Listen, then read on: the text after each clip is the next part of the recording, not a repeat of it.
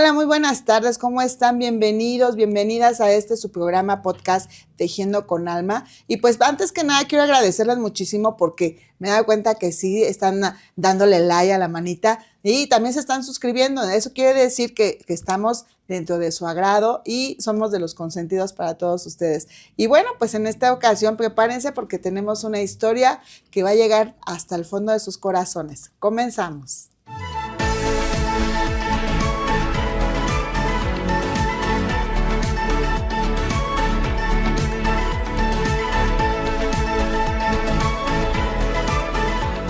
Hola, hola, ¿cómo están? Espero que estén muy bien. Bueno, pues ya pasamos todas estas épocas navideñas, ya se acabó el Guadalupe Reyes, así de que ya muchos dicen, no, todavía nos faltan los tamales, pero ya, eso es ya es cerrar con broche de oro. Y pues bueno, nosotros seguimos iniciando aquí el año con historias que van tejiendo una madeja enorme, enorme de solidaridad, de amor, de empatía. Y bueno, pues ya estamos trabajando en grande con Tejiendo Fino, en colaboración con otras organizaciones, fundaciones y grupos, para entregar un poquitito de alegría y de corazón. Eso lo hicimos el Día de Reyes, una actividad súper padrísima. Fuimos a entregar rosca de Reyes con atolito, con leche, con café. Fuimos, algunos se sumaron llevando juguetes, bastante juguetes, una carga enorme de juguetes. Y la verdad es que yo siempre lo digo, nosotros no damos, nosotros vamos a recibir esos agradecimientos, ese cariño, ese amor sincero y sobre todo la sonrisa de todos esos pequeños. Y bueno, pues vamos empezando porque este año vamos a empezar con todo, con historias que van a tejer en su corazón una empatía increíble. Y pues bueno, no me queda más que presentarles a nuestra gran invitada, una chica que desde que yo conocí he aprendido a valorar muchísimo porque tiene una fuerza que se contagia, que se siente. Y pues ella es Kimberly Alejandra. ¿Cómo estás, Kimberly? Hola Nelly, buenas tardes. Pues la verdad, agradecida por la invitación. Nunca en mi vida había hecho un podcast, pero aquí estoy para llevar mi historia mucho más allá de lo normal.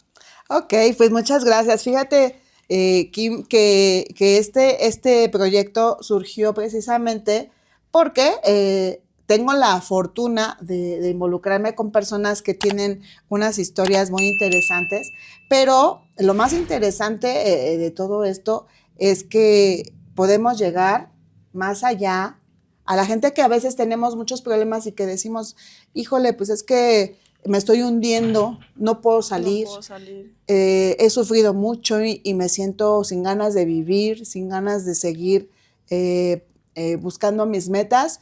Y bueno, pues este es el objetivo, Kim, de seguir trabajando estos temas para que ellas vean que pues las historias que vamos tejiendo en este podcast, pues no son las únicas, y que sobre todo son ejemplo de que podemos seguir avanzando, de que a pesar de las caídas tan fuertes que hemos llevado, de la vida tan fuerte que a veces nos toca vivir, pues tenemos todavía esas ganas de seguir, porque amando la vida, amando a nuestra familia, a nosotras mismas, y claro que se puede, claro que se puede.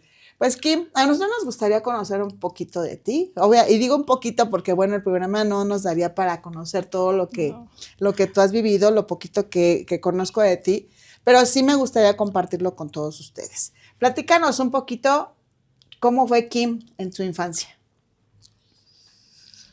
Pues tengo red flash así de mi infancia. Obviamente no recuerdo todo, pero siento que no fue la mejor infancia la que yo pude decir, sí, yo tuve esa niñez que todo niño quiso tener.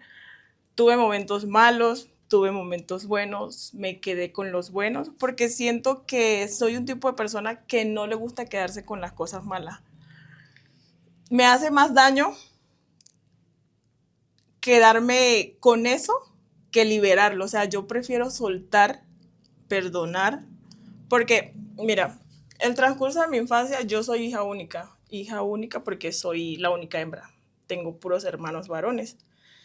Y siempre, a pesar de ser la única hembra, yo decía, no, pues voy a ser la consentida de mamá y papá porque pues, obviamente soy la única niña, pero no fue así. O sea, yo sentía que había preferencia entre mis hermanos. No creé discordia, pero sí creas una barrera como que de decir, o sea, ¿por qué tienes preferencia si todos somos tus hijos? ¿Ves?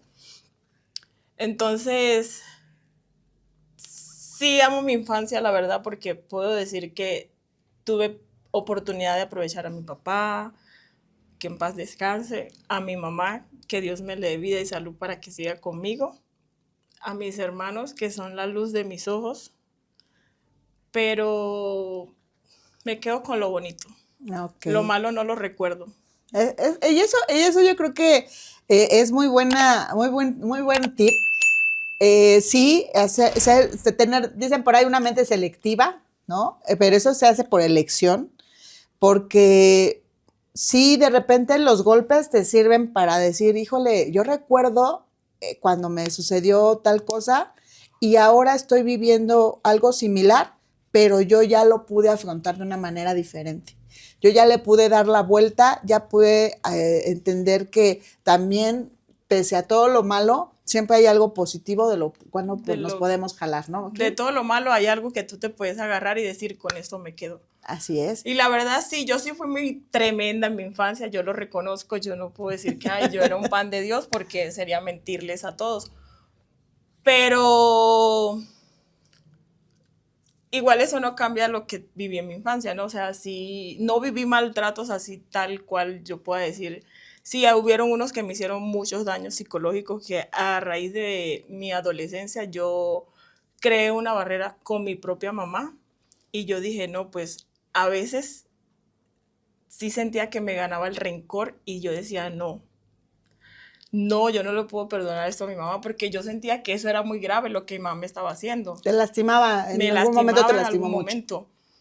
Pero cuando ya crecí yo dije, pues cuando yo llegué bueno, aquí le dicen secundaria, en Venezuela se le llama liceo. Okay. Cuando yo entro al liceo, pues yo prefería pasar más tiempo estudiando que en mi propia casa, pero era porque no me gustaba que me anduvieran gritoneando o pues de mi mamá me mandaba mucho y todo era yo decía, pero ¿por qué yo si también están mis hermanos? O sea, ellos también pueden hacer cosas. Claro. Hasta que pues, llegó un momento en donde nos pusieron psicólogos y yo dije, no, pues ya estoy quedando loca. Pero no fue así, el psicólogo como que te hacía pasar por una etapa en donde tú decías, yo voy a hablar con él, pero yo sé que él no me va a dar la razón, porque el psicólogo no te va a decir, no, pero es que de la manera que tú piensas está bien. No, el psicólogo, yo sentía que él me decía y me lo daba como que en un prototipo en donde me decía, tenés que aprender a perdonar, olvidar las cosas malas, eres una niña, tu mamá hace esto por tu bien, tu papá hace esto por tu bien. Y yo decía, pero es que a mí no me parece, o sea, porque yo siento que eso a mí me hace daño. Ya pues cuando fui creciendo, sí, como que fui entendiendo un poquito más de la vida y ahí fue donde entendí que pues sí vale la pena perdonar. A veces no perdonamos del todo porque yo en lo personal, yo te digo, yo siento que a veces me han hecho cosas que yo no he perdonado. A lo mejor yo digo, sí, pues sí, ya pasaron años, ya no veo las cosas iguales, pero yo siento que si yo tuviera un encuentro con esa persona, o sea, el remordimiento que tengo de todo lo que me hizo va a volver a mí y lo voy a ver con ojos o con los mismos ojos que lo vi cuando me hizo lo que me hizo. Ok. Tú fuiste mamá, me platicabas que fuiste mamá, eres mamá de un pequeño. Sí. De 3 añitos, ¿cierto? 4 añitos ya. Platícanos esa historia, porque fuiste mamá muy chiquita. Platícanos un poquito de cómo fue. Pues traumático. La verdad, no puedo mentir, mi hijo no fue un niño que se planificó, porque pues yo no estaba preparada para tener hijo. ¿Cuántos años tenías cuando nació? Cuando salí embarazada, 20. 20 años, ok. llega el momento en donde ahí era donde más, o sea, todavía yo tenía 20 años y yo sentía miedo hacia mi mamá, porque yo decía, mi mamá era demasiado sobreprotectora, mi mamá era de las que me decía, como tú me llegas a salir con una barriga a los 18 años, te largas de mi casa, así, y yo vivía con ese miedo de yo decir, pues, ¿cómo yo me voy a ir a la calle con mi hijo? O sea, pero siento que el momento de mi embarazo no fue el más lindo de mi vida, o no fue todo lo que yo quise vivir, pero sí me ayudó a que mi mamá como que bajara las aguas conmigo, porque yo le dije a mi mamá que yo estaba embarazada cuando yo tenía 6 meses. Santo Dios, ¿y no se había dado cuenta antes? Sí, ya se había dado cuenta, pero como mi barriga no fue tan grande al principio, mi mamá solamente me decía, ¿tú estás embarazada? Yo le decía, no, mamá. Y me decía, sí, porque a ti te viene tu menstruación el mismo día que a mí. Y ya yo tenía 2 meses que me había fallado. Pero yo vi yo vi mi menstruación los 3 primeros meses. Ya los 3 últimos, al cumplir los 6, ya fue que me fallaron. Y empezó mi mamá, ¿tú estás embarazada? Y yo, no. ¿Tú estás embarazada? Y yo, no, mamá. Y yo no sé cómo se escondía esa barriga, pero sí, cuando me fui a hacer el eco, salió que ya tenía, bueno, ya se veía hasta el sexo de mi hijo y todo, yo con el papá de mi hijo, y yo decía, ¿cómo le vamos a decir a mi mamá? Era lo único que yo pensaba. Y él dijo, pues no, no hay de otra, la única manera es llegar y decirle, pues, ¿sabe qué? Ya su hija tiene 6 meses, ese niño se va a tener porque no se va a hacer nada. Al toro por los cuernos, no le quedaba de otra. No le quedaba de otra. Y así fue, mi mamá, llegamos del hospital, mi mamá nos estaba esperando, porque ya ella sabía a dónde yo había ido, o sea, ándale. Ella no me decía nada, pero ya, o sea, es como ese instinto de madre que tú tienes, porque sí me pasó muchas veces. Claro que ahora ya lo sabes, porque ahora ya eres mamá. Sí. Y es que sí nos pasa, ustedes no lo creen, pero a veces de lo personal yo le digo a mis hijos, es que yo ya sé lo que hicieron, aunque no los esté viendo, aunque no me lo digan, los conocemos también. Yo creo que esa conexión que tenemos con los hijos, pues estuvieron dentro de nosotros 9 meses. O sea, claro que se crea ese vínculo de sexto sentido, que uno sabe hasta lo que están haciendo, no sé, en algún momento. Y así yo creo que pasa, y tú lo sabes ahora. Pues sí, pues el transcurso de yo me enteré que yo estaba embarazada como a los 4 meses. Mi mamá va a saber la verdad en este punto. ¡Santo Dios! Y bueno, saludos, señora, saludos. Meses. Y yo no encontraba cómo decirle, yo le hablé a mi mejor amiga en ese entonces, yo le dije, se llama Rosemary, yo no sé cómo decirle a mi mamá que yo estoy embarazada, me hice 3 pruebas, se las mandé y le dije, sí estoy. Llegaron los 6 meses y yo le dije al papá de mi hijo, pues no hay de otra. O sea, en cualquier momento, cuando la gente se dé cuenta, porque parece mentira, apenas la gente dice, no, tú estás embarazada, la barriga se destapa. Se destapa. Sí. Y así fue, apenas mi mamá se enteró que yo estaba embarazada, el barrio se enteró y la barriga, ¡fu! Yo no sé dónde me salió tanta barriga. Salió el pastel. Y mi mamá sí, al principio lo tomó así como que, no te voy a decir nada, ni te voy a hacer nada porque estás embarazada, ¿no? Pero me dijo, ya yo sabía, y yo muerta la risa, y yo, pero ¿cómo sabías? Y me dice, ¿te lo decía o no te lo decía? Y yo, sí, la verdad, sí me lo decías. Pero, como te decía yo, mamá, estoy embarazada, no podía. Bueno, la ventaja es que a los 18 te iba a correr, ya tenías 20. Ya tenía 20, y por lo menos mi mamá hoy en día dice, le doy gracias a Dios que mi hija no metió la pata temprano, porque mi mamá sí me tenía. Como tú me llegas a salir con una barriga antes de los 15, ya tú sabes lo que pasa, ¿no? Te largas de mi casa y yo vivía así. No. ¿Y qué sucedió? O sea, ¿no había planes de casarte, de vivir en pareja? La historia del papá de mi hijo es un poco complicada porque yo me metí con el papá de mi hijo cuando yo tenía 18 años. Yo lo conocí a él. Mi mamá, yo creo que fue el único yerno que mi mamá se ganó. Se encariñó mucho, la verdad, con él, no lo puedo negar. Pero él hizo cosas que no tenía que hacer. ¿Cómo hizo? Tú me vas a decir que es una historia loca, pero fue lo que me sucedió. Yo viví con él desde los 18 hasta los 20. Mentira, desde los 17. O sea que empezaste a andar con él desde tenías los 17 años. Pero mi mamá no me dejaba salir con él, solamente me podía visitar la casa. Y así fue, o sea, yo salía de mi casa al trabajo, del trabajo a mi casa y él me iba a ver. Cuando cumplo los 18 sí me salgo a vivir con él. Él vivió conmigo como 2 años casi. Vivíamos juntos como pareja. Cuando yo salgo embarazada, Eso fue casi que pandemia. Ujú. Él se va para donde su mamá y yo me quedo viviendo con mi mamá. De repente, bueno, le cuento que estoy embarazada, porque él tampoco sabía, él se enteró cuando yo tenía 4 meses. Cuando sucede eso, que la barriga explota, ya todo el mundo sabe, todo el mundo se entera, a mí me llegó un mensaje de una mujer por Face, diciéndome que yo había destruido su hogar, que yo me había metido con su marido. Yo siempre estuve presente y estuve consciente de que él tenía un niño. Hoy el niño debe tener como 9, 10 años. Cuando yo lo conocí, el niño tenía como 5, más o menos. Y la mujer se entera que yo estoy embarazada, pero ella no arrebata contra mí, sino contra mi barriga. Empieza a decirme, ojalá y tu hijo se muera, ojalá y no nazca. O sea, cantidad de cosas feas. Yo entro en un momento así como de, ¿qué está pasando? O sea, yo no sabía qué estaba pasando. Yo sabía que ella existía porque era la mamá de su hijo, pero no sabía que ellos todavía tenían una relación. ¿Cómo lo hizo? No lo sé, porque los 2 años que vivió conmigo, o sea, no sé si aprovechaba cuando yo estaba trabajando o era que su trabajo le daba el momento para decir la mentira que, pues una mentira del tamaño del mundo. Porque él tenía doble turno, a veces trabajaba de día, a veces trabajaba de noche. Y la ventaja mía era que yo entraba a las 12 del mediodía y a veces salía a las 3 de la mañana. Entonces yo no sé si fue de eso que él se aprovechó. Cuando ella me dice eso, yo lo que hago es mostrarle los mensajes a mi mamá. Y me encierro en mi cuarto a llorar y a llorar y a llorar y a llorar. Y mi mamá me decía que no llorara porque ya yo tenía 8 meses y ya mi embarazo era de alto riesgo, porque mi barriga ya era tan grande que, o sea, yo no tenía ya espacio y ya el niño ya estaba encajado, muy bajito. Y los doctores me mandaron reposo, tuve que dejar de trabajar. Me encerré en el cuarto como por 3 horas, no le quería abrir a nadie. Me tomé como 5 pastillas de ácido fólico, menos mal que eran vitaminas.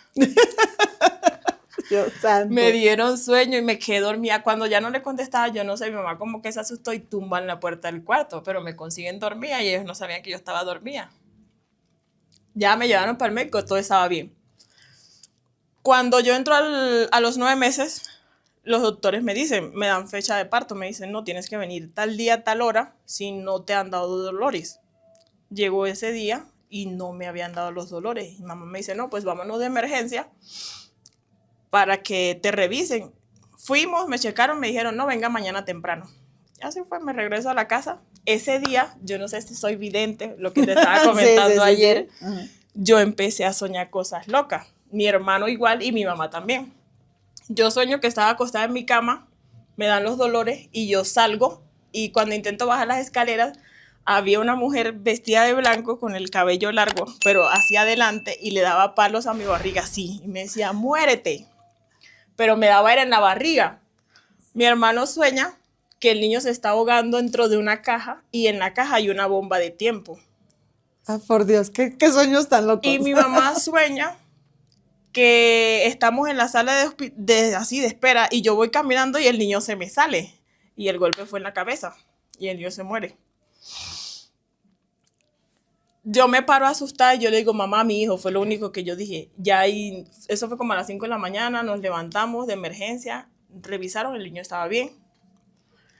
Me inducen el parto, me ponen, no sé, unas pastillas que inyectan, ¿no? No, me pusieron unas pastillas por mi zona que era como para dilatar. Ok. No sé cómo, tiene un nombre raro, pero ahorita me acuerdo. Yo entré a las 6 de la mañana, habían como 10 mujeres delante de mí y yo parí casi a las 4 de la tarde. Hubo cambio de turno. El doctor que estaba en la mañana sí estaba muy pendiente de mi parto, la verdad. Pero cuando hubo el cambio de turno, la doctora que entra, ese día en Colombia se festeja el Día de Amor y Amistad.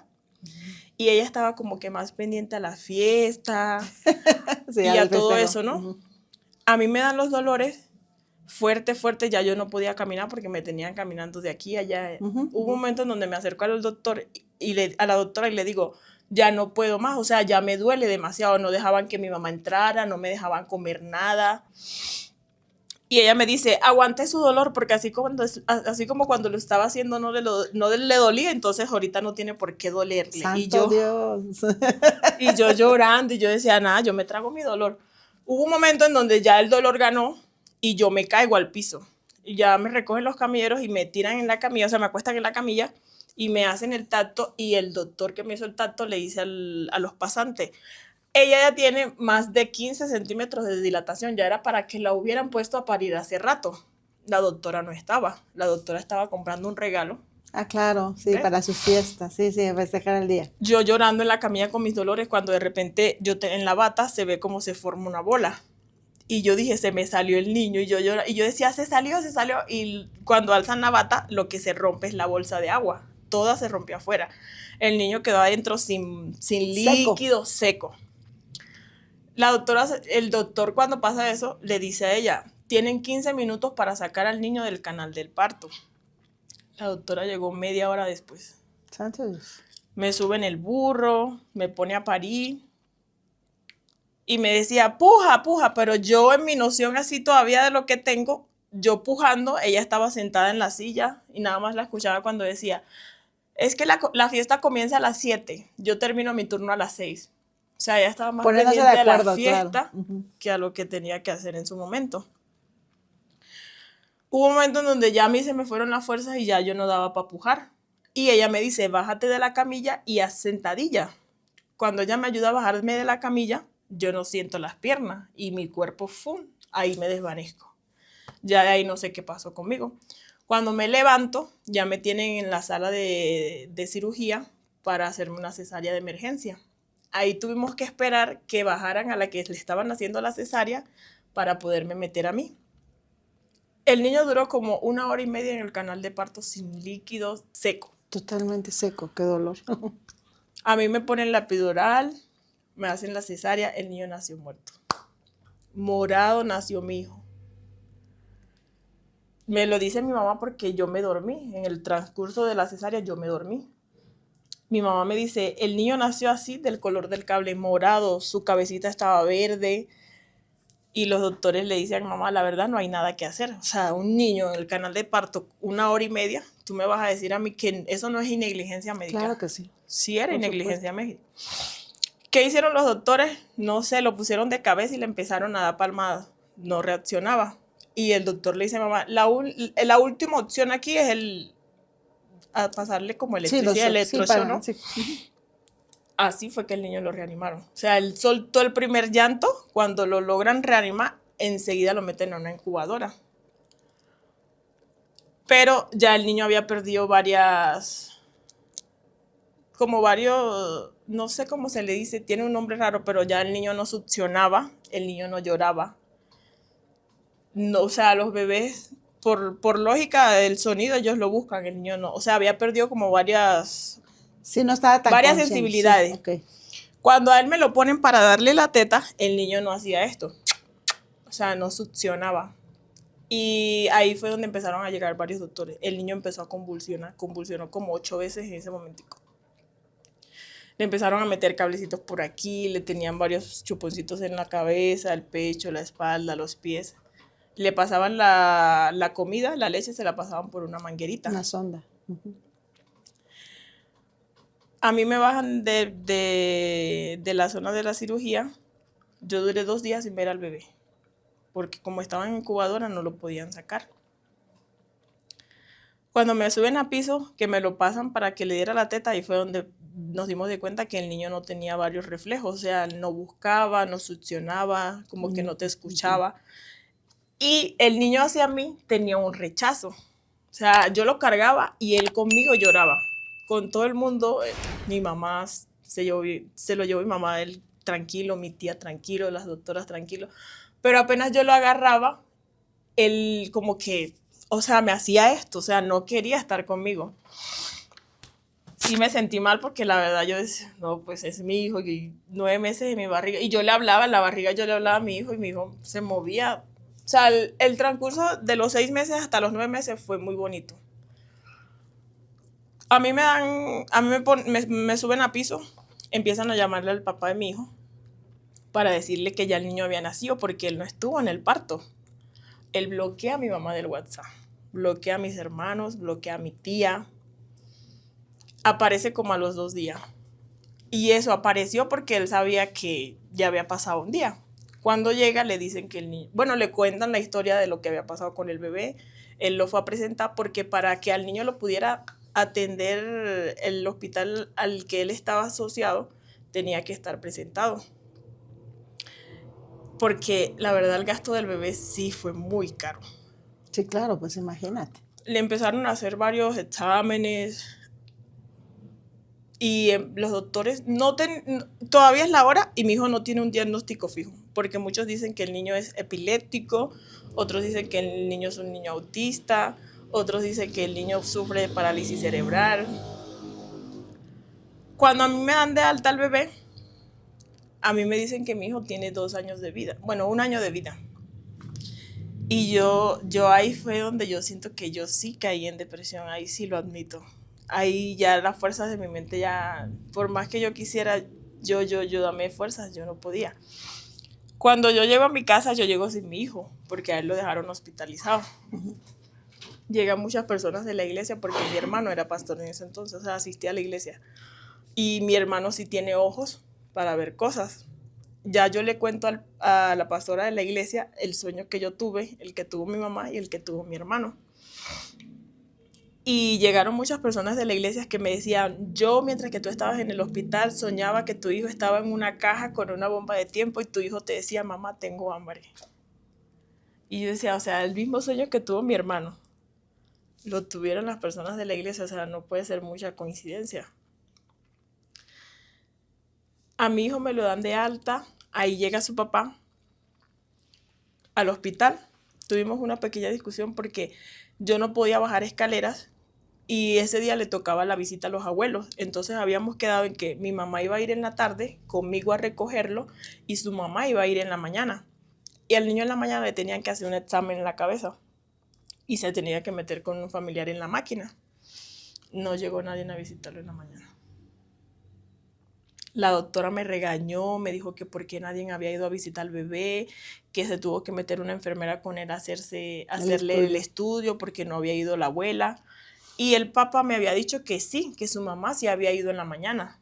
Entonces ahí es donde yo entro y digo, ¿por qué las mentiras? Si la vida que está en juego no es la tuya, no es la de tu mamá, es la de mi hijo, es la de tu hijo. El hecho de que no vivas conmigo, o sea, es tu hijo, eso no te quita el derecho.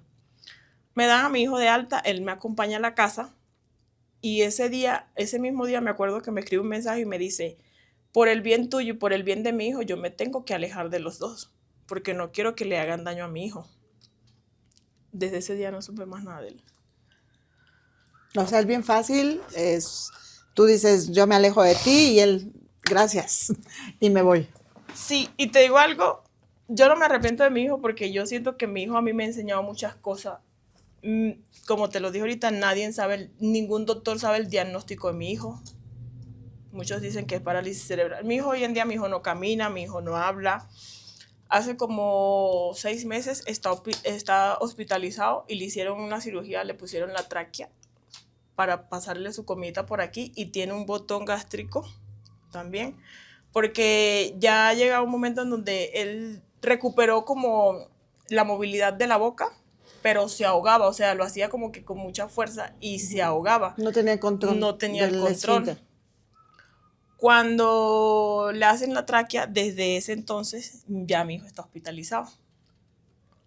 Mi hijo tiene como ya va para el año, hospitalizado. Pero es entendible porque, o sea, la condición de salud de mi hijo es para que esté bajo médico, o sea, bajo observación médica, porque en una casa una herida se puede infectar. Claro, es mucho mejor porque además tienen la atención adecuada, saben qué tipo de reacción puede tener el niño y pues puede tener la atención inmediata. Pero en ese caso, ustedes nunca pensaron en pues demandar al hospital, porque realmente, o a la doctora, porque tal vez esa fue la razón de la condición de tu hijo. Es ahora que yo siento que la culpable o sea, hay varias ramas. Vamos por partes, ¿no? Esa ahorita la voy a tocar. La doctora sí tuvo mucho que ver, porque primero, el tiempo que duró el niño en el canal de parto fue por culpa de ella. Segundo, si pensamos en demandar tanto al hospital como a la doctora, pero cuando quisimos hacer el trámite ya el niño tenía como 4 meses, ya la doctora se había ido del hospital. Sí, claro, porque sabía Ya perfectamente ella sabía lo que había hecho. hecho. Así es. Más bien dicho, lo que no había hecho. Eso fue. Y yo dije, muchas personas sí me dijeron, Kim, te dormiste, tenías que haber hecho esto así al principio, desde el primer día. Pues obviamente yo, con tantas cosas en la cabeza, mi hijo nace muerto, me dicen que tiene 1 año de vida, mi cabeza estaba que colapsaba. Yo llegó un momento en donde yo estaba, antes de que me lo dieran de alta, yo estaba en la casa acostada y yo hablaba con un niño que yo veía acostado al lado mío. Yo sentía que me estaba volviendo loca. Ya cuando mi hijo regresa a la casa, o sea, sí fue difícil porque pues, mi hijo convulsionaba. Me convulsionaba en las manos y yo no sabía qué hacer, o sea, no sabía ni siquiera cómo era una convulsión hasta que me dijeron. Pero lo raro de todo esto es que mi hijo siempre convulsionaba a las 3 de la mañana. Yo, cuando el niño tenía como 8 meses, yo conozco una amiga en el trabajo y me hice muy, muy, muy compañera de ella. Y me dice ella, en tus ojos veo tristeza. Y obviamente sí, o sea, salgo de lo de mi papá, de mi hijo, me voy de casa de mi mamá, porque, o sea, siento que lo del niño no fue como factor clave como para que mi mamá bajara las aguas completas conmigo.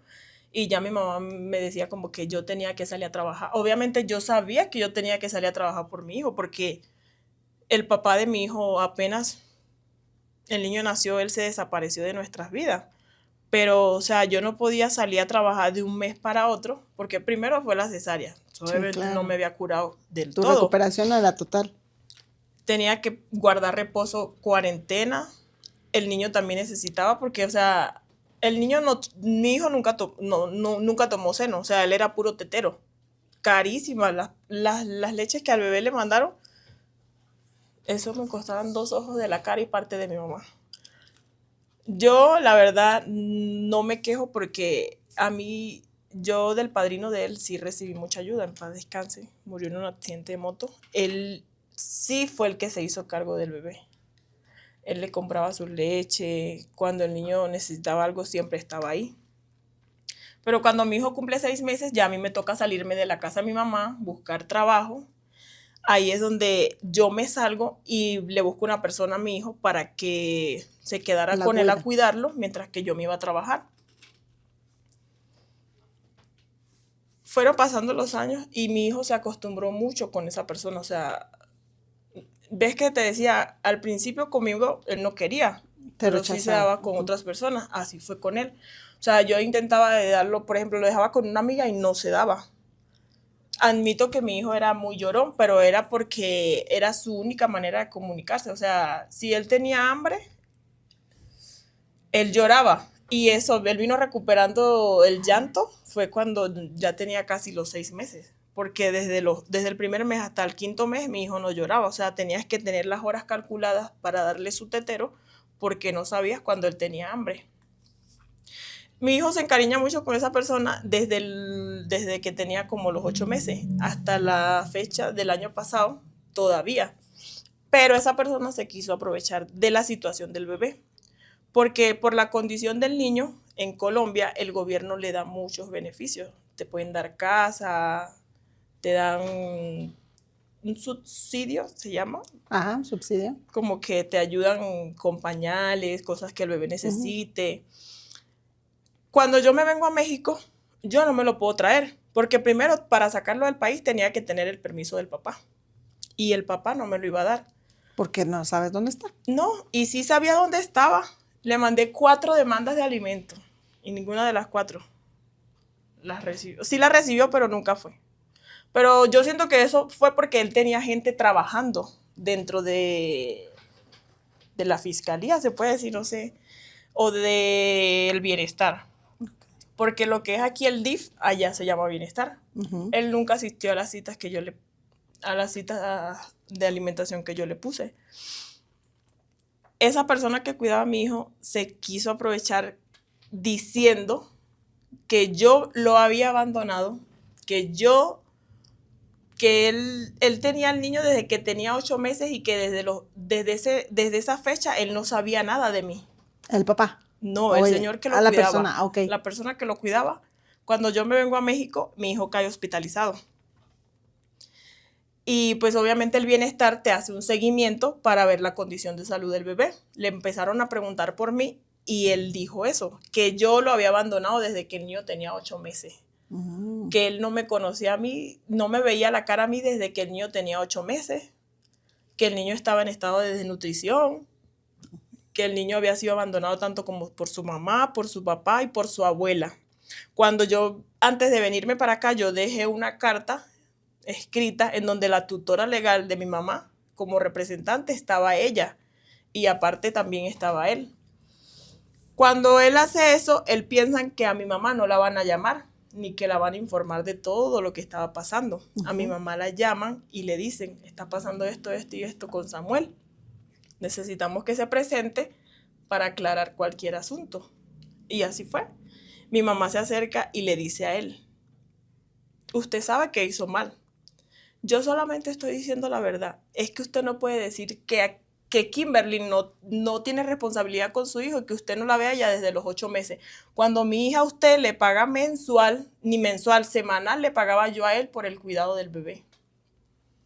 Y teníamos las pruebas, porque a veces yo no podía y por mi trabajo yo le decía, mamá, anda donde el señor y le llevas el dinero, porque lo necesita. Y si necesita algo para el bebé, ya tú me avisas y yo mañana se lo compro y vas y se lo llevas, porque sí reconozco que mi trabajo no me daba el tiempo, porque salía de madrugada. Bueno, es que a veces tienes que poner en la balanza entre tener un lugar de trabajo donde pues te capitalizas un poquito mejor, aunque tengas que sacrificar el tiempo, pero en este caso era más necesario el dinero, el tema del dinero, para poder atender al bebé. Y, o sea, fuera de eso, no era solamente la alimentación del bebé, eran sus terapias, porque el niño estaba en terapia en ese entonces. El niño dejó de ir a terapias cuando se empezó a complicar en el tema de las convulsiones, de que le tuvieron que hacer la operación del botón gástrico. Ahí fue donde el bebé ya dejó de asistir a sus terapias, porque ya el niño pasaba más en el hospital que en la misma casa. Cuando llega el día de la reunión, mi mamá le dice a la abogada, tengo pruebas en donde yo misma voy y le entrego las cosas a él. Entonces él no puede venir a decir que el niño no sabe nada de su abuela ni de su mamá desde que tiene los 8 años, desde que tiene los 8 meses, perdón. A todo esto, el señor dice eso, es que yo quise aprovecharme, bueno, no lo dijo así, pero así se quiso ver. Es que yo lo dije porque yo quería que al niño le dieran una casa. ¿Tú me vas a decir a mí que un niño de 4 meses te va a pedir una casa? La bueno, casa la es que tú. Conocía muy bien el tema de que podía sacar provecho y de hecho, bueno, yo cuido al bebé, me pagan y pues aquí lo que me llama la atención es cómo se puede que una persona que no sea familiar del pequeño pueda acceder a esos beneficios. Porque antes de yo venirme, en la carta estaba escrito que tanto como mi mamá y él eran representantes del bebé. Mi mamá porque es mi mamá y él porque era la persona que lo cuidaba, ¿ves? Claro. Entonces, como siempre también lo veían en las terapias, en el hospital, él siempre estuvo con mi hijo. La verdad, yo no tengo quejas del señor porque a pesar de que haya hecho esa cagada, mi hijo sí estuvo muy bien cuidado con él. Y la verdad, sí siento que lo acogieron como si mi hijo hubiera sido de él. Pero el hecho de que yo le haya dado esa confianza de dejarle a mi hijo y de que mi hijo durara tanto tiempo con él no tenía por qué haberse aprovechado para sacarle provecho. Porque hasta si me hubiera dicho a mí, mira, ¿sabes qué, Kim? Por esto y esto y esto, al niño le dan una casa, vamos a hacer el trámite. Claro, hasta lo haces, ¿no? Por lo legal, yo lo hago. Claro que sí. Claro yo lo hago. Pero que tú quieras, porque él quiso, o sea, él lo que quiso hacer fue como que agarrar y decir eso para perjudicarme a mí, quedarse con el bebé y sacarle beneficio al bebé, pero lo que hizo fue un daño, porque así como se lo quitaron a él, me lo quitaron a mí. A mi mamá la dejan ver a mi hijo 2 veces a la semana, por mucho. Y está el trámite de seguimiento a ver, o sea, a ver si a mí o a mi mamá le pueden regresar al bebé. No más por eso. O sea que lo que dices que lo que aquí es DIF, allá se Allá se llama llama bienestar familiar. Ellos recogen al pequeño Sí, y ellos están allá. ellos están. Ok. Y en ese caso, ¿qué es lo que te hace a ti venirte a México?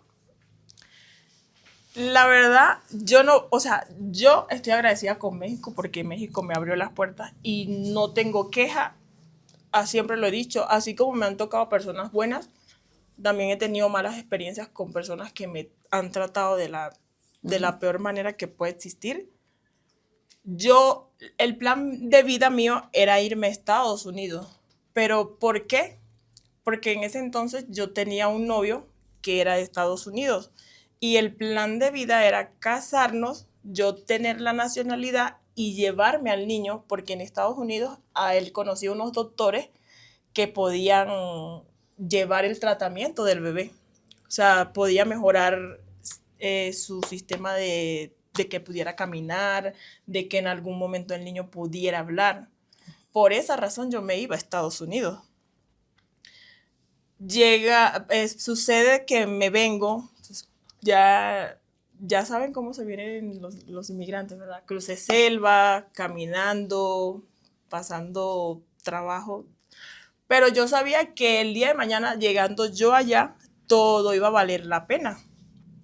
Pues ya llego a México y empieza a entrar la noticia de que Donald Trump va otra vez a agarrar el poder de Estados Unidos, que cuando él se vuelva a montar en el poder, ya no va a dejar a ningún extranjero entrar. Y más sin embargo, nosotros todos los días seguíamos metiendo la cita, que en ese entonces se llamaba CBP-1. Todos los días las pedíamos con la fe de que en algún momento nos saliera para poder cruzar. La mía nunca llegó.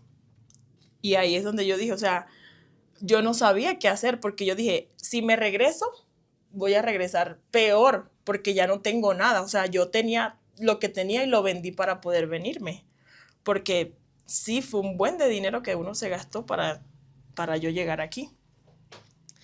Ahí habló con mi mamá y yo le digo, no sé si regresarme. O sea, la verdad, yo colapsé en un momento en donde yo dije, ¿qué hago? ¿Me quedo? ¿Me regreso? Si me regreso voy a estar no peor, porque obviamente de todo me voy a levantar, pero va a costar más. Porque en Colombia, o sea, sí es difícil ganarse la vida, la verdad. Sí, exactamente. Y en estas condiciones, tú dices, bueno, soy mamá, ¿qué puedo hacer? ¿No? O sea, aquí no lo puedo sacar adelante, no puedo llevar un tratamiento donde mi hijo pueda mejorar. ¿Qué tengo que hacer? Pues como hace rato lo decíamos, ¿no? Tienes que sacrificar, aunque muchas personas digan, pero es que yo hubiera hecho esto, pero es que yo hubiera Sí, hecho porque sí, aquello, o ¿no? sea, yo siento que tú cuentas tu historia y todo el mundo va a venir con el fin o el derecho de querer opinar, pero es que obviamente todo el mundo va a ver la vida o una perspectiva diferente desde su punto de vista. Claro, a veces se nos hace muy fáciles las cosas hasta que las vivimos y entonces ya no nada más es pensar o el hubiera o creer que las cosas son Porque más fáciles. yo he hablado con muchas personas y pues, a mí mucha gente estando aquí me dio la espalda, personas que me decían, es que si ya no tú pudiste cruzar a Estados Unidos, yo siendo tú ya me hubiera regresado con mi hijo. Sí, a mí no me cuesta nada regresarme, pero ¿qué voy a lograr estando allá? O sea, ¿voy a caer otra vez en lo mismo? No. Ahí fue donde yo misma me di 2 cachetadas, la verdad. Yo misma me vi en el espejo y me di 2 cachetadas y dijo, ya va. O me pongo yo misma el límite que yo quiero llegar, o me sigo tirando y me sigo hundiendo, porque a veces yo siento que yo misma, mi mente, o sea, ni siquiera yo misma, mi mente me domina demasiado y me dejo tumbar por mi mente. Ahí fue donde yo saqué la nacionalidad y yo me involucré con muchas personas de aquí de México en el sistema de salud, abogados y todo eso, y ellos me dijeron lo que yo pude, o sea, lo que yo podía llegar a hacer. Obviamente no me puedo confiar porque las leyes de aquí no van a ser nunca las mismas de allá. Pero más sin embargo, yo me nacionalicé y a mí un amigo abogado me dijo, tú puedes nacionalizarte, viajas a Colombia y ya nacionalizas a tu hijo, ya te vienes con tu hijo. Y aquí obviamente en México también hay muchos médicos buenos, Sí, claro, hay porque sí muchísimas conocí cosas, muchos claro. médicos buenos que me recomendaron amigos. El tema es, sí lo hice y es un proceso que estoy haciendo, pero obviamente cuesta mucho dinero, ¿ves? Pero hay muchos pros y muchos contras porque llegar a Colombia y querer hacer las cosas como yo quiero hacerlas, tampoco me van a salir. Porque es que yo no voy a llegar y yo le voy a decir al del bienestar familiar, es que yo vengo por mi hijo porque él es mi hijo. Sí, claro, ¿no? Tanto aquí como allá en Colombia, pues hay leyes, hay protocolos, ¿no? Hay reglas que hay que seguir y por supuesto que estamos hablando de, pues de un ser humano, de un pequeñito que necesita, pues una atención especial, precisamente por su condición tan complicada que tiene, ¿no?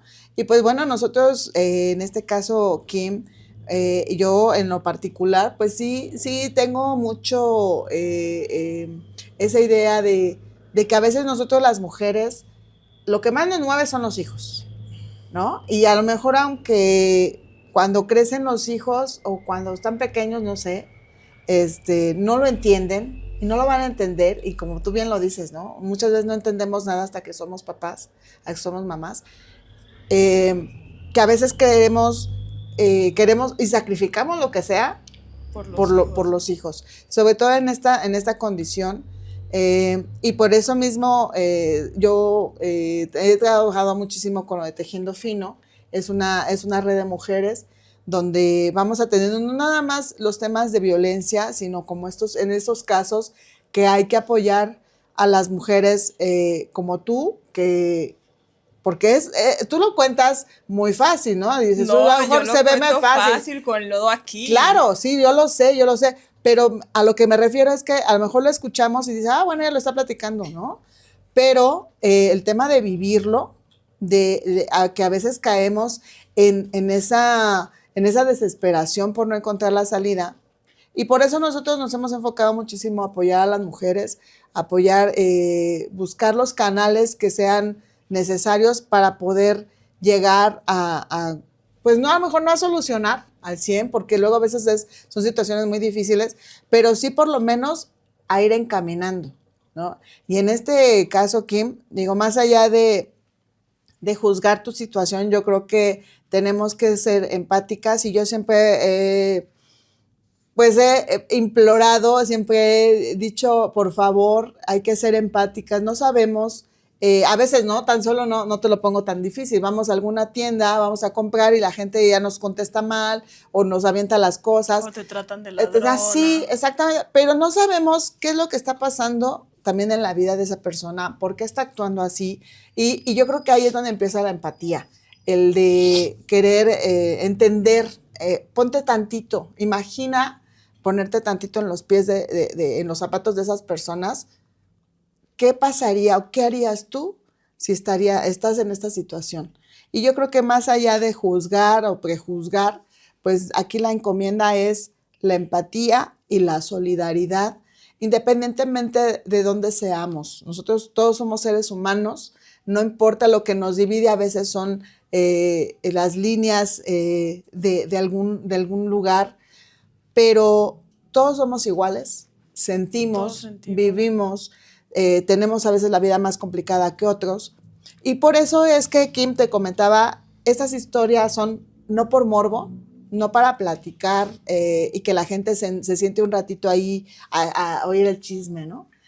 Sino todo tiene un fundamento, todo tiene una causa, y esta causa, Kim, pues es abrir más caminos para ti también y ver de qué manera podemos pues ayudarte un poquito de la manera que se pueda. Aquí también, como bien lo dices, hay médicos maravillosos. Yo tengo un amigo médico que es un ser humano increíble, que bueno, podamos buscar esa solución médica aquí para que también podamos buscar la solución pues en cuanto a las leyes de tu país, de qué manera podemos apoyar para que puedas recuperar a tu hijo, pero que también traigas a tu hijo a un lugar con la certeza de que va a ir avanzando.